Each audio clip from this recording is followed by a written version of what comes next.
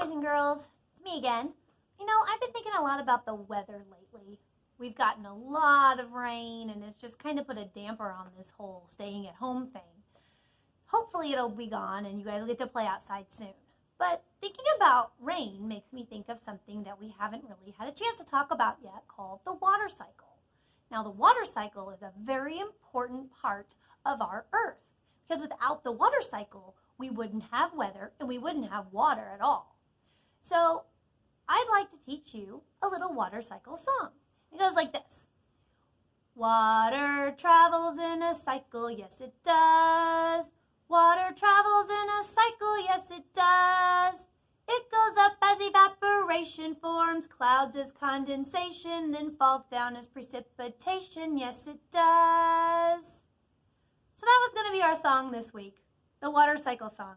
It's got some really big words in there. Can you say them after me? Evaporation, condensation, precipitation. Those are super big words.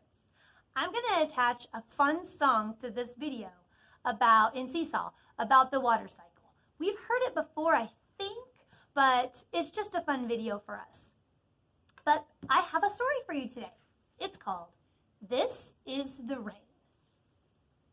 And I love this book. It's got so many awesome pictures in it, and the kids usually love to see them all. But it talks about the water cycle. This is the ocean, blue and vast, that holds the rainwater from the past. This is the sunshine, hot and bright, that warms the ocean, blue and vast, that holds the rainwater from the past. This is the vapor, moist and light, made when sunshine, hot and bright, warms the ocean, blue and vast, that holds the rainwater from the past. So this is the first part of the water cycle, evaporation. The sun heats up the water and it evaporizes into the sky. These are the clouds, low and gray, full of vapor, moist and light, made when sunshine, hot and bright, warms the ocean, blue and vast, that holds the rainwater from the past. Sorry, that's the next part. This is called condensation. This is when all those little bitty water droplets all come together, and once they come together, they make this cloud. And this is the rain, because the clouds are too heavy. Falling all day, that forming clouds, low and gray, full of vapor, moist and light, made when sunshine, hot and bright, warms the ocean, blue and vast, that holds the rainwater from the past.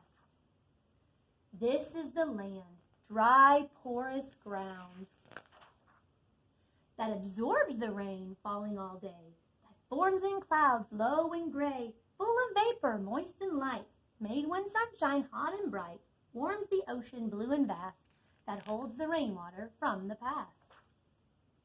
These are the puddles, big and round, that dot the land, muddy, wet ground, that absorb the rain falling all day, that formed in clouds, low and gray, full of vapor, moist and light, made when sunshine, hot and bright, warms the ocean, blue and vast, that holds the rainwater from the past.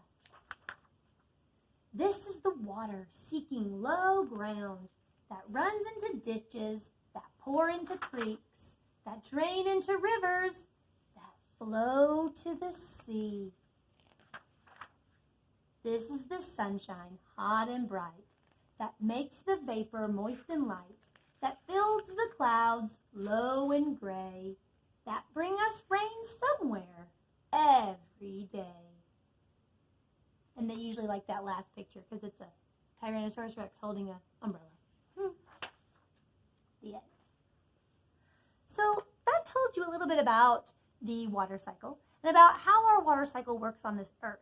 So the sun will heat up the water, heat up the lakes, the oceans, the rivers, and even the puddles. Because think about it, what happens to a puddle? Sometimes they soak down, but a lot of times they evaporate. So the sun heats it up and makes water vapor, and the water vapor turns into clouds. And then once those clouds get so heavy and so full of water vapor, all the precipitation comes down. So I have a fun little experiment that we were going to do here in class. It's called rain in a bag, and it's really simple. All that you need is a baggie, a paper towel, and some water. So let's go over to the sink.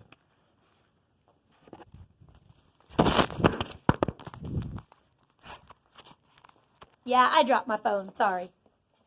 Okay, so all you're going to do is very simple. You're going to make the paper towel wet. Squeeze it out just a little bit so it's not like soaking your mom's floor. Open up your Ziploc bag. Put the paper towel in the Ziploc bag, just like that. Then what you're going to do is you're going to zip up that Ziploc bag. Hang on a second. Put my phone down. Zip up your Ziploc bag. Just like that, nice and tight. Now, you're going to hang this baggie in the window because what's going to happen is the sun is going to come through the window. It's going to heat up the water on the inside of this baggie. And that water is going to all steam up and it's going to form droplets all over this bag. So what you're doing is right now it doesn't look like there's rain in the bag, but if you give it a couple days on your window, you'll have rain in a bag. So what I'd like you to do now is I'd like you to go to Seesaw, have an activity on there.